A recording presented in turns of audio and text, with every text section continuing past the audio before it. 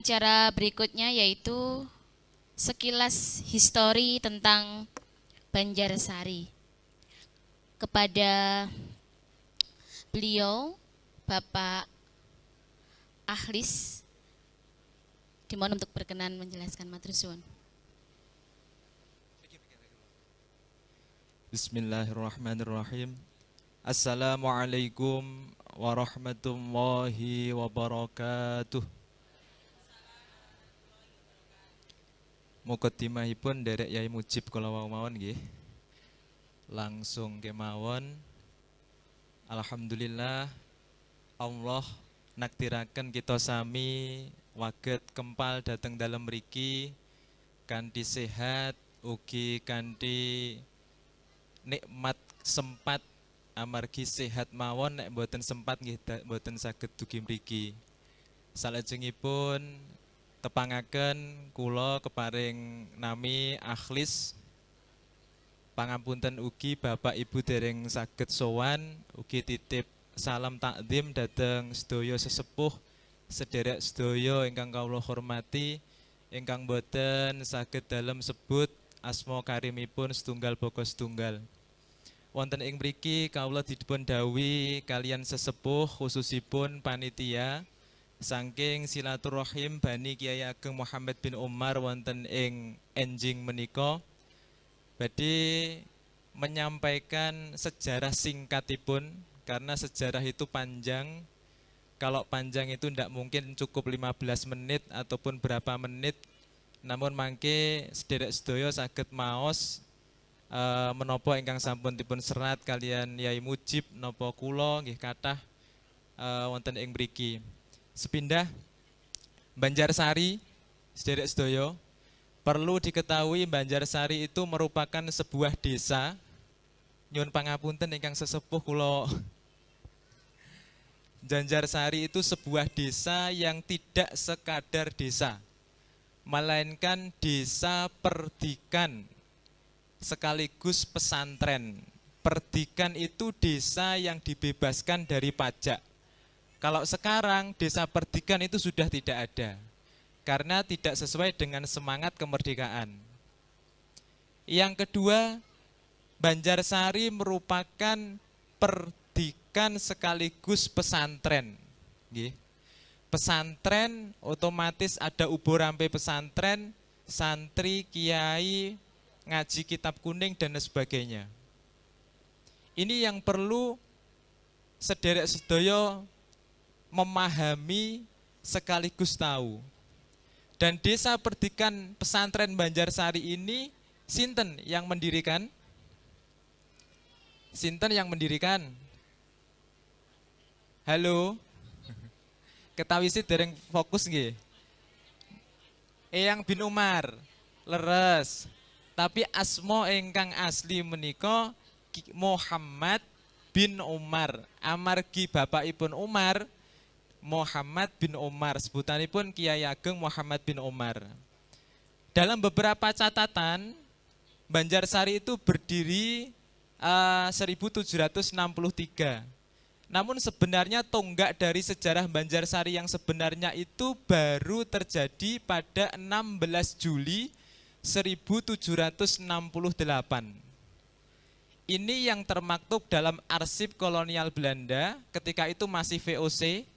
Bahwasanya Kyai Ageng Muhammad bin Umar dihadiahi tanah perdikan pesantren yang luasnya luar biasa sampai Dungus dan lain sebagainya itu baru terjadi pasca peristiwa ketika Eyang Muhammad bin Umar memboyong Pangeran Singosari itu adik ipinipun adik tirinipun saking Sultan Hamengkubuwono I Jogja ingkang Balelo. Terus kemudian Pangeran Singosari ini dibawa kembali ke Jogja tanpa pertumpahan darah. Ya ini nanti bisa dijelaskan lebih lanjut dengan tamsil-tamsil, cerita sejarah itu kan banyak tamsil yang perlu dijelaskan. Dibawa kembali ke Jogja tanpa ada pertumpahan darah sehingga Sultan Hamengkubuwono I itu tertarik pada Eyang Muhammad bin Umar dan diberikan hadiah berupa tanah perdikan. Jadi desa ini dulu support sistemnya langsung dari pusat, yakni dari Kesultanan Ngayogyakarta Hadiningrat hari ini. Termasuk sederek sedoyo, dalem ini masih asli, termasuk juga masjid masih asli, ada kemiripan arsitektural antara dalem, masjid, dan beberapa bangunan di lingkungan keraton. Saya berpikir ada kemungkinan, saya berasumsi ada kemungkinan sebagian tenaga yang dibawa untuk membantu mendirikan dalem sekaligus masjid itu tidak lain kiriman dari keraton. Karena mirip sekali, ada kemiripan. Terus kemudian pasca itu Banjarsari diberikan status perdikan, dihadiahkan Eyang bin Umar sampai wilayah Dungus dan sebagainya itu. Dan berkembanglah peradaban Banjarsari hingga hari ini sampai kepada kita. Kiai Muhammad bin Umar itu merupakan putra Kiai Umar Kiai Umar itu bisa disebut sebagai Kiai Mirah 5, bin Kiai Mirah sekawan, bin Kiai Mirah 3, 2, 1. Saya semuanya sudah mengunjungi makam beliau ini. 1 di Setono, 2, 3 itu di Nglarangan, Ponorogo, 4 itu juga di Kiai Imam Musakaf ya, di Ponorogo juga. Dan kelima Kiai Umar itu di Nambangan, Bangunrejo. Sareanya masih ada, saya sempat mendokumentasikan. Sampai pada Kiai Muhammad bin Umar. Sedangkan Nyai Muhammad bin Umar, yang sebagian tradisi lisan menyampaikan itu bernama Nyai Aisyah. Nggih, sampun pirsa saderengipun. Asmanipun Mbah Nyai bin Umar itu asmanipun Nyai Aisyah. Nyai Aisyah itu putri Mbak Yu Ragil dari putra-putri Kiai Ageng Muhammad Besari Tegalsari Ponorogo. Dadosipun dalam riwayat ada putri yang belum menikah, kemudian datanglah Kiai Umar, kemudian Sugeng Rawuh, Mas Kajimbing. Kiai Umar Rawuh datang ke Tegalsari, kapurih nglamaraken putranipun kagem Nyai Aisyah kala wau. Lah niki dzuriyah Nyai Aisyah rawuh niki. Sederek sedaya ingkang kawula hormati, Banjarsari sebagai perdikan dan pesantren meninggalkan berbagai macam jejak. Sejak 2021 dalam nyerat terkait Banjarsari sampai sekarang belum bisa terbit sebab saking banyaknya data yang masuk, termasuk dari sesepuh dan sebagainya. Cobi kalau tampilaken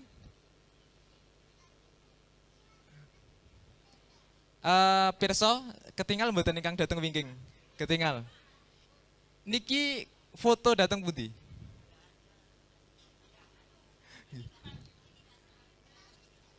Nggih. Ini merupakan foto dari depan dalem sini.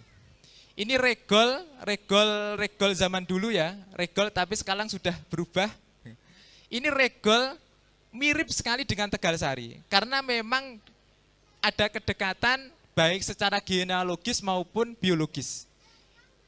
Ini dalam tahun 1980 yang saya kutip, saya capture ini dari buku sejarah Kabupaten Madiun tahun 1980. Suasananya masih sangat asri. Ada pohon kelapa. Kalau sekarang jarang ya pohon kelapa. Ada kelapa tapi kelapa gading. Ini dalam. Bagaimana kita bisa kembali ke memori masa lalu, sejarah masa lalu dengan melihat foto ini. Yang kedua, pirsa niki pundi? Masjid, nggih. Masjid Kiai Ageng Muhammad bin Umar yang sekian ratus tahun masih bertahan. Ngenten niki nek mboten kersane Gusti Allah kan mboten mungkin. Sebab banyak sekali masjid-masjid kuno itu dirubah. Dan kebetulan alhamdulillah sudah di SK-kan saking Pak Bupati ketika itu, Mas Kaji, beliau meng-SK-kan sebagai cagar budaya. Ini ada sebuah legal formal yang siapapun pihak manapun tidak boleh sembarang mengubah-ubah bangunan masjid ini. Ini yang perlu ditekankan, karena undang-undangnya cagar budaya itu juga ada. Terus kemudian Eyang Muhammad bin Umar, kagungan putra wayah dan sebagainya banyak sekali sampai hari ini. saya ingin memberikan atau menyampaikan beberapa refleksi saya. Nanti sederek sedaya saged maos buku ingkang kawula serat niki mboten promosi, kula saged share mangke. Saya menulis Kiai Ageng Muhammad bin Umar ini di beberapa buku ya, khususnya Banteng Terakhir Kesultanan Yogyakarta. Ini bagaimana zaman itu Banjarsari sedemikian rupa yang cukup tersohor hingga hari ini, dan ini momentum untuk kita refleksi diri bagaimana sejarah Banjarsari di masa lalu itu kita harapkan juga sejarah Banjarsari di masa depan. Karena saya menemukan sumber kolonial yang tercatat diterbitkan kolonial Belanda ya 1882, ketika itu masih zaman kolonial. Van den Burg menulis laporan perjalanannya, salah satunya ke Madiun, itu ada sekitar 6 pesantren besar di wilayah Jawa. Satu di Lengkong, itu di Afdeling Buitenzuk. Buitenzuk itu Bogor ya, Bogor sekarang, distrik Jasinga. Kemudian ada Punjul yang kedua di Karesidenan Cirebon, Wonontoro ini. Terus kemudian ada Brangkal, Brangkal itu di Banggelen. Yang ke selanjutnya Tegalsari and Banjarsari, Residen Madiun Respect Afdeling Madiun and Ponorogo. Jadi ini pesantren sekaligus perdikan besar pada masanya yang punya santri lebih dari 100. Ketika itu 100 itu sudah banyak. Kalau hitungan sekarang kan jauh. Terus kemudian ada Sido Sermo Nebis Surabaya. Ini di Surabaya, Sido Sermo atau Sido Resmo, Surabaya. Terus kemudian tidak semua perdikan itu pesantren. Perdikan yang khusus pesantren di Jawa itu cuma ada 5. Yang pertama itu di Melangi, Jogja, Kiai Nur Iman tokohnya. Sini juga besanan dengan Jogja soalnya. Saya menemukan apa yang saya sampaikan ini semua berdasarkan data. Saya tidak omong kosong. Saya coba untuk memilih silsilah dan sebagainya, sumber-sumber yang saya rasa kredibel sesuai dengan metodologi ilmiah. Yang kedua, perdikan pesantren Mojo di dekat Solotigo, Kiai Mojo, Panglima Diponegoro itu. Terus yang ketiga, 3 yang terakhir ini di Madiun Raya. 1 Tegalsari, 2 Banjarsari, 3 Sewulan. Jadi kita sebagai dzurriyyah Bani Kiai Ageng Muhammad bin Umar harus bersyukur bagaimana kita memanfaatkan, karena kita tidak pernah memilih dari siapa kita lahir, dari keluarga mana kita dilahirkan dan sebagainya. Namun coba kita manfaatkan untuk menjadi manusia sebaik-baiknya yang bermanfaat, sebab kita dilahirkan dari keluarga seorang kiai besar di tanah Jawa.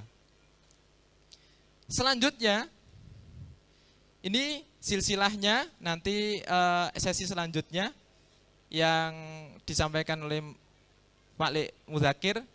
Dan ini saya coba untuk menelisik terkait Banjarsari juga, banyak sekali data. Sederek saged maos, mangke nggih. Ini diterbitkan di Gramedia seluruh Indonesia ada. Bagaimana perjalanan Kiai Muhammad bin Umar hingga hari ini.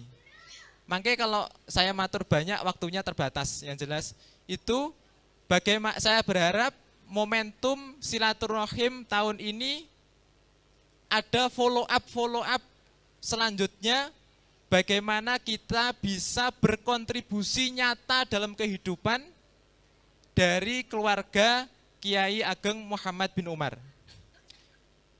Nggih.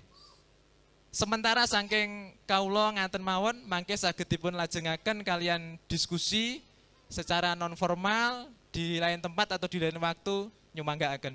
Nyuwun pangapunten ingkang kathah menawi lepatipun atur kawula. Akhirul kalam, assalamualaikum warahmatullahi wabarakatuh.